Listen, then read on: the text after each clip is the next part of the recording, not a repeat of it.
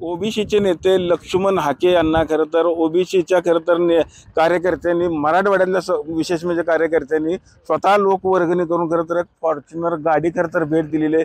आपण आता बघू शकतो की हीच ती गाडी ह्याच फॉर्च्युनर म्हणून खरं तर ओबीसी नेते लक्ष्मण हाके आता राज्यभर दौरा करताना आपल्याला पाहायला मिळतात।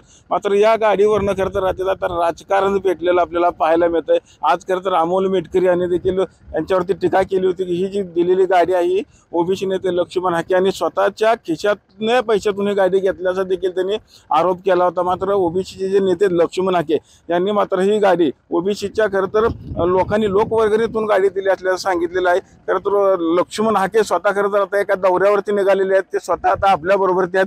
काय सांगता येईल या गाडीवरनं खरं तर राजकारण होताना आपल्याला पाहायला मिळतंय। आज अनेकांनी तुमच्यावर टीका केली की ही गाडी तुम्ही तुमच्या खिशातल्या पैशातून घेतलेली। हे बघा, ही गाडी समाजानं देणगी दिलेली आहे, ती जग जाहीर इन कॅमेरा दिलेली आहे, मीडियाच्या समोर दिलेली आहे आणि त्याचं सगळं स्टेटस बघायला मिळेल ना।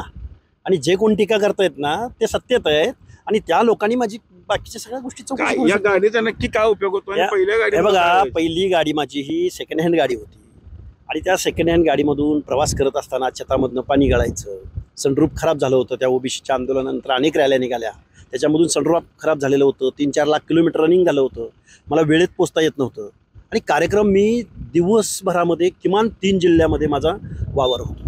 मी गाडी ज्या नांदेड जिल्ह्यामध्ये ज्या लोहा कंधार तालुक्यामध्ये जी गाडी माझी बाचुटीला फोडली होती तिथून 15-20 किलोमीटर अंतरावरच्या लोकांनी त्याच वेळी ठरवलेलं होतं की हाके सरांना आमच्या ओबीसीच्या नेत्याला जो रिस्क घेऊन या महाराष्ट्रामध्ये आपल्या हक्काविषयी आवाज उठवतोय त्या माणसाला एक चांगली गाडी घेऊन द्यायची असा त्यांचा विचार होता आणि त्यांनी तो दिलाय आणि तो माझा आणि माझ्या समाजाचा प्रश्न आहे।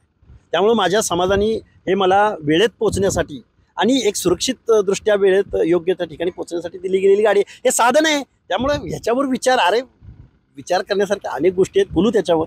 आपण बघितलं असेल की ज्या वेळेस यांचं आंदोलन चालू असताना काही आंदोलकांनी यांची गाडी फोडली होती आणि त्याच वेळेस ओबीसीच्या खरं तर कार्यकर्त्यांनी ठरवलं होतं की आपल्या नेत्याला राज्यभर फिरण्याकरता एक गाडी दिली पाहिजे आणि त्याच हेतून खरं तर त्या मराठवाड्यातील सगळ्या लोकांनी खरं तर लोकवर्गणी करून ही गाडी दिली असल्याचा दावा केलेला आहे। आणि जे कोणी टीका करत असतील, काही जरी टीका केली तरी मला काही फरक पडणार नाही, गाडी मात्र माझ्या ओबीसीच्या कार्यकर्त्याने दिली असल्याचा दावा देखील आता हाके यांनी केलेला आहे। सांगोल्याहून कॅमेरामन जगदीश रवी लवेकर, TV9 मराठी।